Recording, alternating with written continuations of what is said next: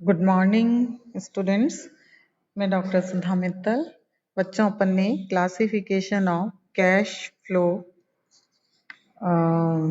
के बारे में पढ़ा। कितनी प्रकार की क्रियाएं इसके अंतर्गत दिखाई जाती हैं। उसमें अपन ने परिचालन संबंधी क्रियाएं, विनियोजन संबंधी क्रियाएं, वित्तीय क्रियाएं आदि के बारे में अध्ययन किया। अब उसके बाद जो विभिन्न प्रकार के रिवाइज हुए हैं रोकड़ प्रवाह विवरण संबंधी, जो लेखा मानक थर्ड है, उसमें कई मदे और कई प्रकार के जो रूल्स हैं इसमें बनाए हैं। वित्तीय स्थिति में जो परिवर्तन से संबंधित परिवर्तन किए गए हैं, तो वो अपन इसके अंतर्गत देखेंगे। Accounting standard third revised regarding cash flow statement, यानी रोकड़ प्रवाह विवरण संबंधी लेखा मानक में क्या क्या संशोधन किए गए हैं उनको अपन देखते हैं, और उसके अकॉर्डिंग कैश फ्लो स्टेटमेंट के अंतर्गत ये विभिन्न प्रकार की मदें दिखाकर और अकाउंटिंग का कार्य किया जाता है। भारत में जून 1981 में चार्टर्ड अकाउंटेंट्स संस्थान ने लेखा मानव यानी वित्तीय स्थिति में परिवर्तनों के संबंध में निर्गमित किया था। अब उसके स्थान पर लेखा मानक 3 संशोधित रूप में रोकड़ प्रवाह विवरण के संबंध में निर्गमित किया गया, जिसे 1/4/2001 से अनिवार्य रूप से लागू किया गया है। लेखा मानक 3 संशोधित का विवरण निम्न प्रकार है।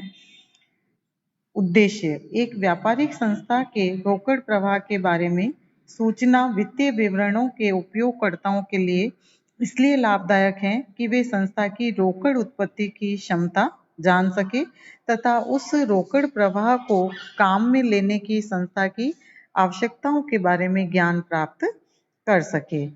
जिन उपयोगकर्ताओं द्वारा आर्थिक निर्णय लिए जाते हैं, उनके लिए यह जानना आवश्यक है कि संस्था की रोकड़ तथा रोकड़ तुल्य उत्पत्ति करने की कितनी क्षमता है तथा उसकी निश्चितता कितनी है। तो इस प्रकार से कैश फ्लो के माध्यम से आर्थिक निर्णय यानी इकोनॉमिक डिसीजन लिया जाते हैं कि संस्था की रोकड़ और रोकड़ से समान जो भी उत्पत्ति है करने वाली कितनी क्षमता है और उसकी क्या निश्चितता है। उक्त लेखा मानक एक संस्था के रोकड़ तथा रोकड़ तुल्य ऐतिहासिक परिवर्तनों के बारे में सूचना प्रदान करता है। उक्त सूचना रोकड़ प्रवाह विवरण बनाकर दी जा सकती हैं, यानी कैश फ्लो स्टेटमेंट तैयार किया जाता है और उनमें ये सारी सूचनाएं दी जाती हैं, जिसमें रोकड़ प्रवाहों को संचालन, विनियोजित तथा वित्तीय गतिविधियों में वर्गीकृत किया जा सकता है, जिसका अपन ने पहले अध्ययन किया। क्षेत्र, अब इसमें से क्षेत्र के अंदर यानी इसके कौन सा क्षेत्र आएगा? एक संस्था को उस प्रत्येक अवधि के लिए रोकड़ प्रवाह विवरण बनाना एवं प्रस्तुत करना चाहिए जिस अवधि के लिए वित्तीय विवरण बनाए गए हैं। और एक संस्था के वित्तीय विवरणों के उपयोगकर्ता यह जानने में दिलचस्पी रखते हैं कि संस्था किस प्रकार रोकड़ तथा रोकड़ तुल्यों की उत्पत्ति करती हैं। इससे संस्था की गतिविधियों की प्रकृति का ध्यान नहीं रखा जाता और यह भी ध्यान नहीं रखा जाता कि रोकड़ को संस्था का उत्पाद माना जाता है अथवा नहीं, जैसा कि वित्तीय संस्थाओं की स्थिति में होता है। इस प्रकार प्रत्येक व्यापारिक संस्था के लिए रोकड़ प्रवाह विवरण बनाना आवश्यक है, क्योंकि उनको अपने व्यापार संचालन के लिए, अपने दायित्वों का भुगतान करने के लिए तथा अपने विनियोजकों को प्रत्यय देने के लिए रोकड़ की आवश्यकता पड़ती है।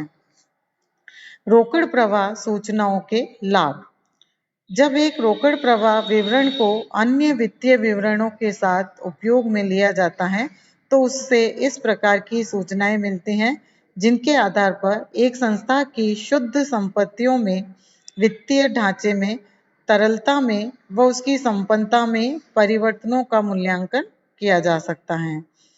यह भी ज्ञान प्राप्त किया जा सकता है कि बदली हुई परिस्थितियों व अवसरों में उसके रोकड़ प्रवाह की क्या स्थिति है रोकड़ प्रवाह विवरण संस्था की रोकड़ व रोकड़ तुल्य उत्पत्ति की क्षमता के बारे में जानकारी देता है तथा इसके आधार पर उपयोगकर्ता अलग-अलग संस्थाओं की भविष्य की रोकड़ प्रवाहों के वर्तमान मूल्यों को भी जान सकते हैं तथा उनकी तुलना कर सकते हैं।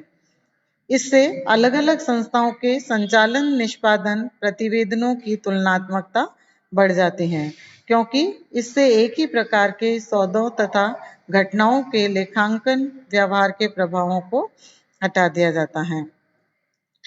ऐतिहासिक रोकड़ प्रवाह सूचनाएं भविष्य की रोकड़ प्रवाहों की राशि, समय व निश्चितता के मार्गदर्शक का कार्य करती हैं। ये सूचनाएं भविष्य की रोकड़ प्रवाहों की सत्यता की जांच के लिए भी लाभदायक हैं तथा इनसे बदलते हुए मूल्यों के प्रभावों, लाभदायकता व शुद्ध रोकड़ प्रवाह के मध्य संबंध की भी जांच की जा सकती है। अब इन मदों की क्या परिभाषा है जो हम देख सकते हैं। निम्नलिखित पदों का आशय इस लेखा मानक में समझाया गया है। रोकड़ से आशय हस्तस्थ रोकड़ यानी कैश इन हैंड तथा बैंक में मांग निक्षेपों यानी डिमांड डिपॉजिट्स से लगाया जाता है। रोकड़ तुल्यों से आशय अल्पकालीन तथा तुरंत तरल होने योग्य विनियोगों से लगाया जाता है, जिनमें कि मूल्यों में परिवर्तन के कारण कोई जोखिम नहीं होती है। यह ऐसे उपक्रमों पर लागू होगा जिनके इक्विटी अंश देश के मान्यता प्राप्त स्टॉक एक्सचेंज में सूचीबद्ध हो। ऐसे सभी औद्योगिक वाणिज्यिक उद्योग तथा व्यापारिक केंद्र जिनका टर्नओवर संबंधित अवधि में 50 करोड़ से अधिक हो। विनियोगी गतिविधियों से आशय दीर्घकालीन विनियोगों व अन्य विनियोगों की खरीद व बिक्री से हैं, जो कि रोकड़ तुल्य विनियोगों में सम्मिलित नहीं होते हैं। वित्तीय गतिविधियों से आशय उन गतिविधियों से हैं जिनके कारण मालिकों की पूंजी के आकार एवं संरचना में परिवर्तन होते हैं, जैसे कंपनी की स्थिति में अधिमान अंश पूंजी तथा संस्था की स्थिति में उधार रकमें। तो ये इस प्रकार के जो संशोधन है ये अकाउंटिंग स्टैंडर्ड 3 के अंदर रिवाइज किए गए हैं। इसके बाद अपन नेक्स्ट वीडियो में आगे के जो रोकड़ व रोकड़ तुल्य और एक रोकड़ प्रवाह विवरण की प्रस्तुति, संचालन, गतिविधियां आदि के बारे में अध्ययन करेंगे। धन्यवाद।